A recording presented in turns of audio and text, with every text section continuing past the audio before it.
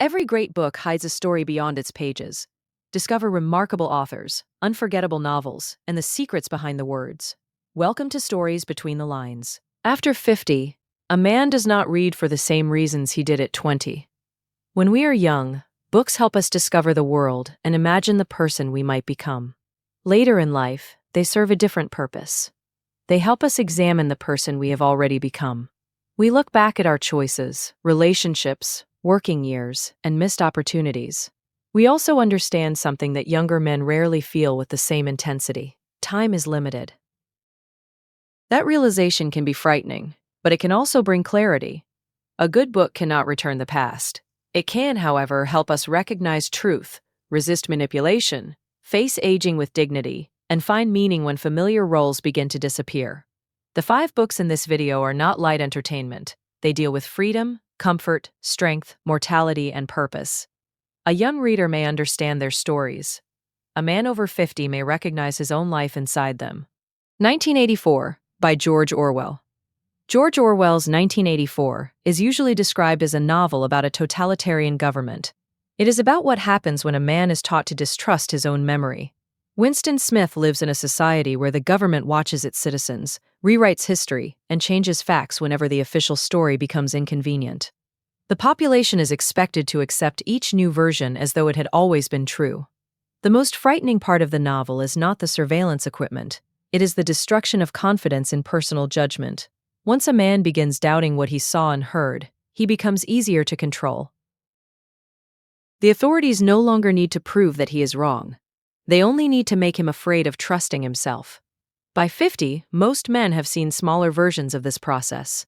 Politicians deny statements they clearly made. Companies hide failures behind harmless language. Families retell old conflicts so that nobody has to accept responsibility. Orwell also shows why language matters. When words lose their meaning, people lose the ability to describe what is happening. A lie becomes a correction. Censorship becomes protection. Failure becomes an adjustment. This is why 1984 remains important after 50. Experience should make a man harder to deceive, not merely more cynical. The book asks whether we can recognize a lie when it is repeated by respected people. It also asks whether we are willing to speak honestly when silence would be easier. 1984 reminds us that freedom begins with the right to trust reality, even when reality is unpopular. Brave New World, by Aldous Huxley. If Orwell imagines people controlled through fear, Aldous Huxley imagines them controlled through pleasure. In Brave New World, most citizens are comfortable. They receive entertainment, medication, casual pleasure, and constant distraction. People are not forced to stop thinking. They simply lose the desire to think deeply. That is what makes Huxley's vision so unsettling. Control does not always require threats. Sometimes it only needs to keep them entertained. Give people enough noise, comfort, and immediate satisfaction, and many will voluntarily avoid difficult questions. After 50, this novel feels different. A younger reader may focus on the unusual technology and social system. An older reader is more likely to notice the emptiness beneath the comfort. Most men spend decades working towards security. We want a stable income, a safe home, good food, and fewer problems. The danger begins when comfort becomes the highest purpose of life. Entertainment is not the same as happiness. Convenience is not the same as freedom. The absence of pain is not the same as peace. Remove every risk and discomfort, and you may also remove courage, sacrifice, and emotional depth. Many men eventually discover that they own more things than ever but feel less alive. Brave New World asks whether we use comfort to enjoy life or to avoid it. A man over 50 has less time to waste on distraction. Huxley's novel reminds him that a pleasant life can still be an empty one. The Old Man and the Sea, by Ernest Hemingway. Ernest Hemingway's The Old Man and the Sea tells the story of Santiago, an aging Cuban fisherman who has gone 84 days without catching a fish. Other fishermen consider him unlucky. His body is weaker than it once was. Still, he sails far into the sea and hooks a giant marlin. The struggle that follows is not only between a man and a fish. It is a struggle with age, exhaustion, pride, loneliness, and the fear that his best years are behind him. Santiago knows that his body has changed. Yet Hemingway does not present age as humiliation. Santiago's body has declined, but his character has not disappeared. He cannot control the sea, the fish, or the passing years. He can control the way he faces the struggle. That is why this short novel speaks so strongly to men after 50. At some point, the world begins measuring an older man differently. A younger colleague works faster. A man whose identity depended on strength or authority may begin to feel invisible. Santiago offers another measure of worth. His dignity comes from preparation, skill, endurance, patience, and the refusal to surrender without reason. The ending is not a simple victory. Santiago catches the marlin, but sharks destroy most of it before he reaches shore. He returns with little more than the skeleton of what he fought for. From the outside, his journey may look like another failure. But Santiago knows what happened at sea. He knows what he endured and what he was still capable of doing. This is an important lesson for an older man. Not every worthy struggle produces a visible reward. The value of such struggles is not always measured by what remains at the end. A man can lose without becoming a loser. He can be defeated without losing his dignity. Hemingway reminds us that character can remain even when applause disappears. The Death of Ivan Ilyich by Leo Tolstoy. Leo Tolstoy's The Death of Ivan Ilyich may be the most uncomfortable book on this list. Ivan has lived what society considers a successful life. He follows the expected path, then he becomes seriously ill.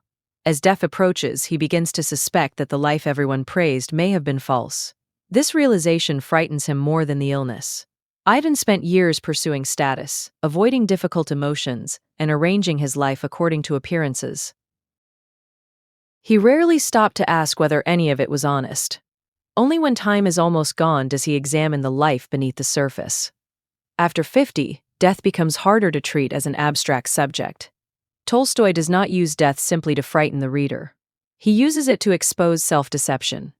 Many men build their lives around responsibility, but constant activity can also become a hiding place. A man may remain busy because silence would force him to ask difficult questions. Did I choose this life, or did I simply follow the approved route? Did I sacrifice everything for my family, or did I sometimes use work to avoid them? Ivan's tragedy is not merely that he dies. Everyone dies. His tragedy is that he begins living honestly only when almost no time remains. The book lets us face his realization while change is still possible. A man may not be able to rebuild his entire life, but he can make one honest phone call. He can apologize without defending himself. The Death of Ivan Ilyich is short, but its questions may remain for the rest of your life. Man's Search for Meaning by Viktor Frankl. Viktor Frankl was an Austrian psychiatrist and a survivor of Nazi concentration camps. In Man's Search for Meaning, he describes extreme suffering and develops an idea that shaped his later work. A person can endure extraordinary hardship when he believes that his life still has meaning. Frankl does not claim that suffering is automatically noble. He does not say that people should search for pain. But when suffering cannot be avoided, we still retain some freedom in how we respond to it. We cannot control every event. We cannot prevent aging, but we are not entirely powerless. We can decide what responsibility remains ours. After 50, meaning often needs to be reconsidered. For decades, a man may define himself through his career. Then retirement approaches, and the position that gave structure to his life disappears. A man may finally achieve the financial goal he pursued for 30 years and discover that success has not answered the deeper question. What was all of it for? Frankl's message is that meaning is not limited to one role. As long as life continues to ask something from us. Instead of asking only what we expect from life, we should ask what life expects from us now. Perhaps it is to create something that was postponed because work always came first. Meaning does not always arrive as a grand mission. It may be found in the next responsible action. Frankl does not promise that everything will improve. He offers something more realistic than optimism. He argues that life can retain meaning even when the situation remains painful. We may not choose what happened. We still participate in deciding what happens inside us next. Conclusion. These 5 books are very different. 2 describe societies that sacrifice truth and freedom. One follows an old fisherman at sea. Another follows a successful man confronting death. The final book asks how meaning can survive extreme suffering. Yet all 5 return to similar questions. What makes a man free? What happens when comfort becomes more important than truth? What remains when strength, status, and control begin to disappear? How much of our life is built on honest choices, and how much is built on appearances? After 50, reading can become a form of personal accounting. Not an accounting of money or achievements, but of character. These books will not flatter you.